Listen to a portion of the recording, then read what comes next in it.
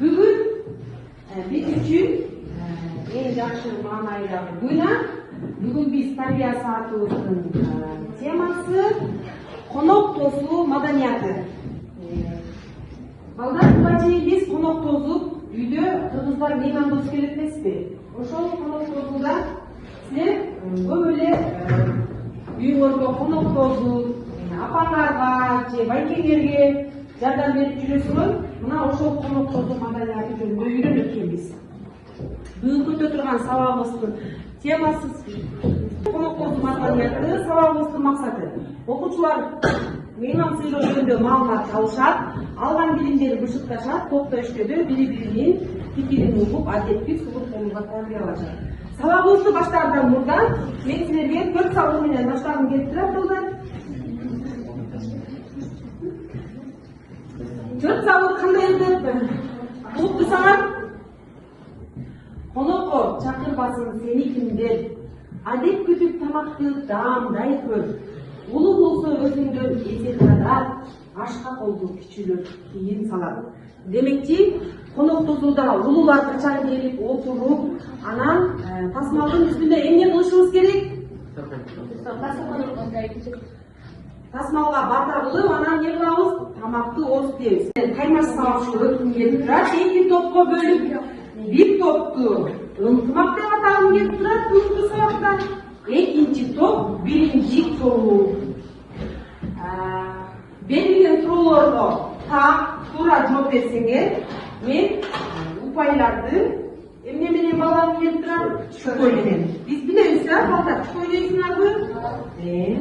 Мына ушул чүкөйлөр менен силердин упайларыңарды баалап турам. Анда эмесе балдар, биринчи суроо. Кыргыздар меймандос келебиз, үйгө конок келгенде эмне кылуу керек?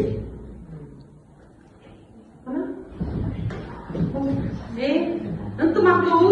Биринчиден конок келгенде той соёбуз, андан кийин конок келгенде ынтымактуунун суроосуна биримдикте кошумчалайсыңарбы? Биримдик тобу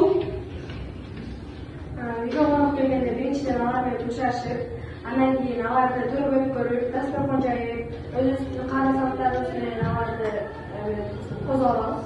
Туура. Отурай экен. Экинчи суроо. Конок келгенде кыргыздар эмне соёт? Айночо, кой соёбуз, туура. Кой соёбуз. Дагы билимдик тобу биринчи суроого жакшы жооп берди. Бир упай. Экинчи Омар. Экинчи ынтымак тобуда кыргыз эли көбүнчө кой соёт, чоңураак тойлордо жылкы союшат. Туура, азаматсың. Дагы биримдик ынтымак тобуна кошумча жооп бербейсиңарбы? Дагы эмне соёт? Туура, биринчи келсе кой соёбуз, жеңилирээк конокторго, анан эмне да соёт экенбиз балдар? Жылкы соёт экенбиз. Экинчи суроого да. Эми балдар экинчи тапшырма. Ушул кой союлат деп атабыз, койдун жиликтери, бир койдун жилиги канча устакан болот? Рахмет. 12 устакан болот. Туура. Бир койдун жилиги канча устакан болот экен? 12. Азаматсың. Эми мен силерге алдыңарга плакаттарды даярдап койдум. Ошол бир койго союлган койдун устаканы 12 жилик болот экен, ошол жиликтерди атап жазгыла. Эң биринчи кайсы жилик? Эки топ деп. Убакыт силерде 5 мүнөт.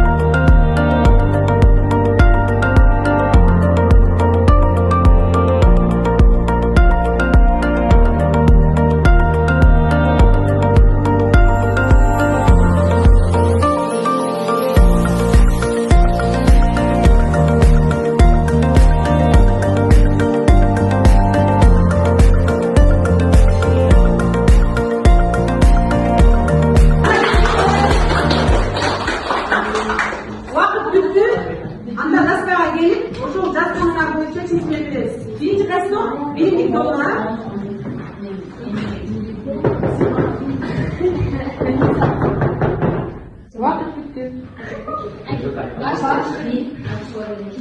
Evet, koy 12 cilikке bölünür. 12 adamlar tартылат. Al келген конокторго сыйынып адамдарга тартылат. Биринчиден баш, улууларга, экинчиси жамбаш, сакалдууларга, санчилик сыйынуу адамдарга, кашкарчилик улгайган адамдарга, каарыгандарга, жото жилик болсо, улуу муундагы адамдарга, жалы, кийинки муундагы адамдарга, жашына жараша адамдарга, карчылык болсо улууларга тартылат. Күнчилик келиндерге, төш жаш муундарға, қыздарға, құймылшақ қыздарға тартылат. Омыртқа ұстап қойған жүрегіз. Birinci doğru kontak oldu. Gelin ıntımақ oldu.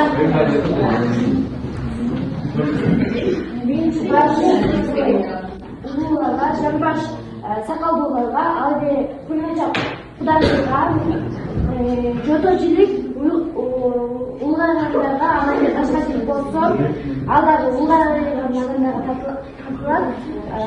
Карчылык алдагы улууларга, далы аялдарга, омуртка аялдарга, төш кабырга чөкөөчүлүк, жаш муулга, күнчүлүк аялдарга. Азаматсыңар. Ана биштик ынтымақ болғанда қылсақ қойылу.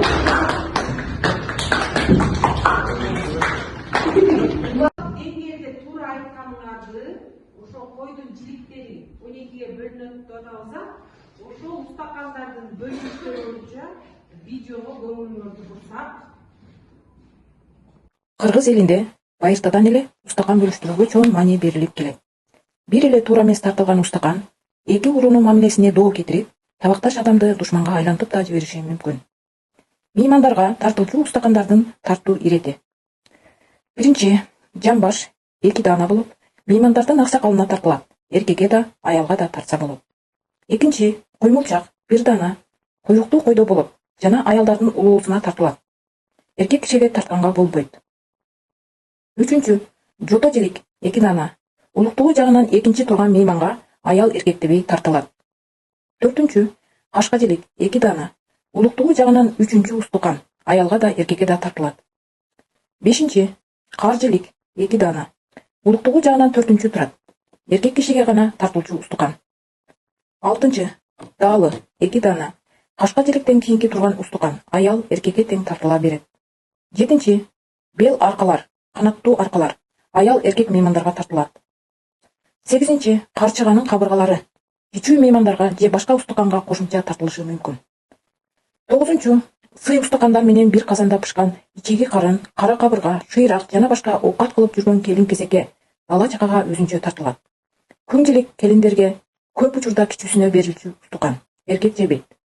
10-чу, башты күйөө балага тартпайт. Карчыганын кабыргасы, кар жилик же кашка жилик менен кошо тартса болот. Көпчүлүк аймактарда баш жаштарга тиешелүү устукан. Кээ бир аймактарда улуу аксакалдарга тартылат. Эки топтун тең аракет кылган үчүн бирден упай берилип турат. Азаматсыңар. Бирок мындан ары дагы ошол жиликтердин бөлүнүштөрү тууралуу көбүнчө эркек балдар биле жүргүлө, мал сойгондо эми чоңойгондо үйрөнөсүңөр. Конокко кандай устакандар тартылаарын дагы да билебизби? Кана балдар, коноктордуда үйгө мейман келгенде конокторду отургузуу, жайгаштыруу кандай болуп отургуза, ошол жөнүндө билебизби? Биримдикте болгон Айбике. Биз келген конокторду жашына жараша өйдөткө отургузабыз. Кудаңыйларды, сакалдууларды, кудаңарды, анакилерин ылайыктап отургузабыз. Туура. Ынтымак болгондо ич барбы? Алихан. Төргө кимдер отуруш керек экен? Сакалдуулар. Туура, сакалдуулар. Анан жашына карата биз эмне кылат экенбиз? Отургузат экенбиз. Азаматсыңар. Кана балдар, ошол биз мейман тобудагы тасмалга коюлуучу тамактар сүрөттөрүн илип койдум. Силер эмнелерди көрүп турасыңар? Бизге гана ким айтып коет? Ынтымактуулугунан Альбина.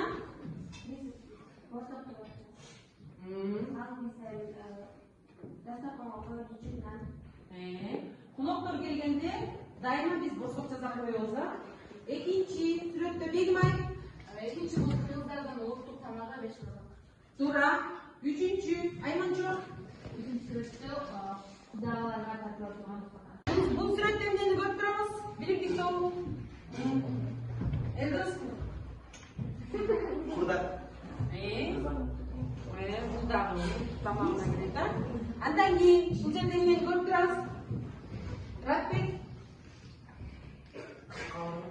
Кабырга, койдун кабыргалары. Бул дагы конокторго келгенде устакан болуп калат. Азаматсыңар балдар. Биз ушул сүрөттөрдөгү бүгүнкү конок тозудагы койдун этинен жасалган тамактар экенин баарын билебиз. Ошолордун жөнүндө эмне кылдык? Маалымат алдык. Эки топ тең бирден упай менен баалап турат. Эми балдар, кыргыздар меймандостугу үчүн көптөгөн ысырапкорчулукка учурабыз. Өзүңөрдүн оюңарды айткылачы. Конок тозу дедик, түрлүү тамактарды койдук. Ушунун баардыгы эле кыргыздар үчүн меймандостугунун бир изи, келген меймандарды сыйлайт. Бирок ушунун арасында ысырапкорчулук да барбы? Биз көп эле ысырапкорчулук кылабызбы же биз туура эле кылып атабызбы? Силер эки топтон бирден окчу оюңарды айтсаңар. Ала бизде ысырапкорчулук көп болот. Анткени биздикиде тойлорду сойгондо 4-5 эле кой соебуз. Ошонун ичинен баардыгы ысырап болот. Ысырап болот. Эсте кошконуздар меймандос келебиз, бирок ошонун ичинен да ысырапкорчулук кылабыз. Аны аз кой сойсо да болот. Эми 4-5 эмес, бирок кой сойбой да кетирсе болбойт конокту. Ашып кетсе 1-2 кой союп берсе жакшы болот. Силердин оюңар жакшы болот. Каналдын ипактоона.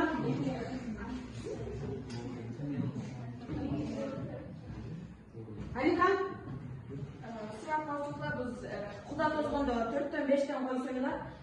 Биз аларды бир кой союп деле турсуп кетирсек болот. Аларга өзүнүн керектүү буюмдарын алып берип, акчалайсыздык деле берип койсок болот деп ойлойм. Сенин оюңча, барбы дагы айта тургандыр? Жок. Балдар туура бизде көбүнчө ысырапкорчулук кыргыздарда көбүрөөк болот да. Мейман конокторду үйгө алып келгенибиз аз келгенсиз, кайра боз үйлөргө эс алдырабыз, 4-5тен кой соебуз, биргене куда соебуз. Мына ошонун баардыгы эмне экен? Ысырапкорчулук деп эсептелет. Бүгүнкү сурак боюнча жакшы эле түшүнүп болдубу балдар силерге?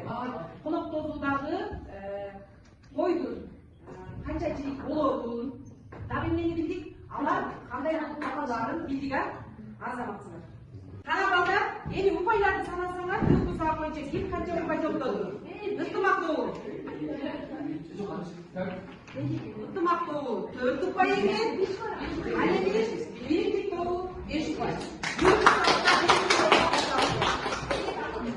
Тапшырма конок тозуу маданияты боюнча эссе жазып келесиңер. Бүгүнкү сабагыбыз ушу менен бүттү. Саламатта калгыла.